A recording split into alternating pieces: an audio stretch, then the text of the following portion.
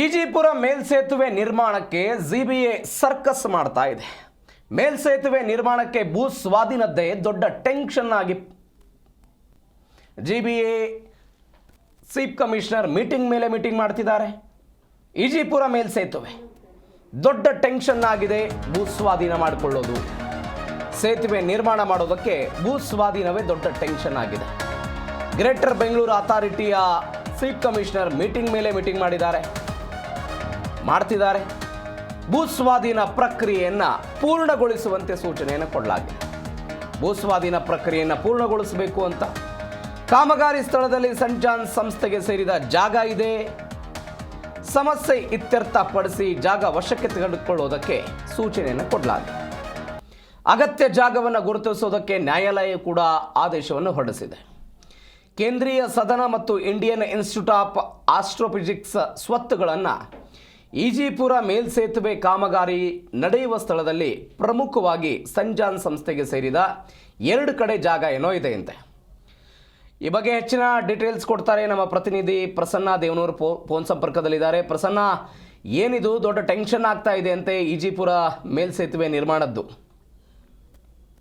ಪ್ರವೀಣ್, ಈ ಈಜಿಪುರ ಮೇಲ್ಸೇತುವೆ 2017ರಿಂದಲೂ ಕೂಡ ಕುಂಠಿತ ಸಾಗ್ತಾ ಇದೆ. ಪ್ರಮುಖವಾಗಿ ಮೊದಲನೇ ಹಂತದಲ್ಲಿ ಏನಾಯ್ತು, ಟೆಂಡರ್ ಪಡೆದಂತಹ ಏನು ಸಿಂಪ್ಲೆಕ್ಸ್ ಅನ್ನೋ ಕಂಪನಿ ಆರ್ಥಿಕವಾಗಿ ದಿವಾಳಿ ತನಕ ಒಳಪಟ್ಟು ನಂತರ ಅದು ಕಾಮಗಾರಿನೇ ಮಾಡ್ಲಿಕ್ಕೆ ಸಾಧ್ಯ ಆಗಿಲ್ಲ. ಅಲ್ಲಿಂದಲೂ ಕುಂತ್ಕೊಂಡು ಸಾಗು ಹಲವು ಕಾನೂನು ಪ್ರಕ್ರಿಯೆಗಳನ್ನ ಒಳಪಡಿಸಿದ ನಂತರ ಬೇರೆ ಗುತ್ತಿಗೆದಾರರಿಗೆ ಕೊಟ್ಟು ಸಾಕಷ್ಟು ಕಾನೂನು ತೊಡಕುಗಳನ್ನು ಎದುರಿಸಿದ ನಂತರ ಮತ್ತೆ ಇತ್ತೀಚೆಗಷ್ಟೇ ವೇಗವನ್ನ ಪಡೆದುಕೊಂಡಿತ್ತು. ಅದರಲ್ಲೂ ಕೂಡ ಏನು ರಾಘವೇಂದ್ರ ಪ್ರಸಾದ್ ಚೀಫ್ ಇಂಜಿನಿಯರ್ ಆಗಿ ಏನು ಬಿ-ಸ್ಮೈಲ್ ಬಂದ್ರು, ತದನಂತರ ಎಲ್ಲಾ ಪ್ರಕ್ರಿಯೆಗಳನ್ನ ಬಹಳಷ್ಟು ಸ್ಪೀಡ್ ಮಾಡುವಂತ ಕೆಲಸವನ್ನ ಮಾಡಿದ್ರು.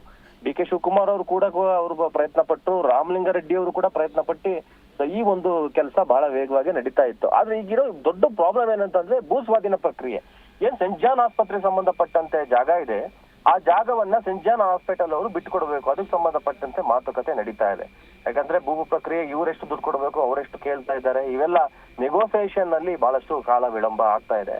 ಇದಕ್ಕೆ ಸಂಬಂಧಪಟ್ಟಂತೆ ಮೀಟಿಂಗ್ ಮೇಲೆ ಮೀಟಿಂಗ್ ಅನ್ನ ಮಾಡ್ತಾನೆ ಇದ್ದಾರೆ. ಜಿಬಿಎ ಮುಖ್ಯ ಕಮಿಷನರ್ ಆಗಿರುವಂತ ಮುಖ್ಯ ಕಮಿಷನರ್ ಅವರು ಮೀಟಿಂಗ್ ಮೇಲೆ ಮೀಟಿಂಗ್ ಮಾಡ್ತಾ ಇದ್ದಾರೆ, ಮಹೇಶ್ವರ ರಾವ್ ಅವರು.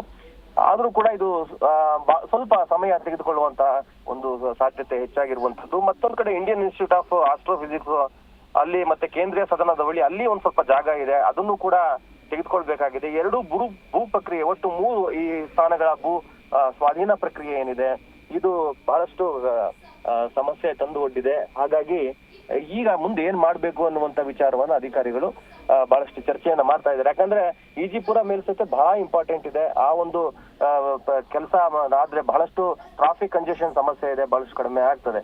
ಹಾಗಾಗಿ ಒಂದು ಕಡೆ ಒತ್ತುವರಿ ಮತ್ತೆ ಸೆಂಟ್ ಜಾನ್ ಆಸ್ಪತ್ರೆ ಬಳಿ ಕೂಡ ರಸ್ತೆ ಅಗಲೀಕರಣದ ಕೆಲಸವನ್ನು ಕೂಡ ಮಾಡಬೇಕಾಗಿದೆ, ಅದು ಕೂಡ ಕೆಲಸ ನಡೀತಾ ಇದೆ. 2.38 ಕಿಲೋಮೀಟರ್ ಉದ್ದ ಇರುವಂತ ಈ ಕಾಮಗಾರಿಯನ್ನ ಈಗಾಗಲೇ 262 ಸೆಗ್ಮೆಂಟ್ ಕಾಸ್ಟಿಂಗ್ ಮಾಡಿದ್ದಾರೆ. ಇನ್ನು 584 ಸೆಗ್ಮೆಂಟ್ ಗಳನ್ನ ಕಾಸ್ಟಿಂಗ್ 762 ಪೈಕಿ 584 ಸೆಗ್ಮೆಂಟ್ ಗಳನ್ನ ಪಿಲ್ಲರ್ ಗಳ ಮೇಲೆ ಏನು ಹಾಕ್ತಾರಲ್ಲ ಸೆಗ್ಮೆಂಟ್ಸ್ ಗಳು, ಅವನ್ನ ಈಗಾಗಲೇ ಅದನ್ನ ಅಳವಡಿಸುವಂತ ಕೆಲಸವನ್ನ ಮುಗ್ದಿದೆ. 178 ಸೆಗ್ಮೆಂಟ್ ಮಾಡ್ಬೇಕಾಗಿದೆ. ಸೊ ಹಾಗಾಗಿ ಆದಷ್ಟು ಬೇಗ ಈ ಕಾಮಗಾರಿ ನಡೀಲಿಕ್ಕೆ, ಭೂ ಸ್ವಾಧೀನ ಪ್ರಕ್ರಿಯೆ ಪೂರ್ಣಗೊಂಡ್ರೆ ಬಹಳ ಬೇಗ ನಡೆಯುತ್ತೆ ಅನ್ನುವಂತ ಮಾತುಕತೆ ಕೇಳ್ತಾ ಇದೆ. ಹಾಗಾಗಿ ರಾಘವೇಂದ್ರ ಪ್ರಸಾದ್ ಅವರು ಕೂಡ ಸಾಕಷ್ಟು ಪ್ರಯತ್ನವನ್ನ ಪಡ್ತಾ ಇದ್ದಾರೆ. ಈಗ ಭೂ ಸ್ವಾಧೀನ ಪ್ರಕ್ರಿಯೆ ಮುಗಿದ್ರೆ ಅದು ಈಜಿಪುರ ಸೇತುವೆ ಕೂಡ ಕಂಪ್ಲೀಟ್ ಆಗ್ಲಿಕ್ಕೆ ಸಾಧ್ಯ ಆಗ್ತದೆ. Praveen, okay Prasanna, thank you ನಿಮ್ಮೆಲ್ಲ ಡೀಟೇಲ್ಸ್ಗೆ.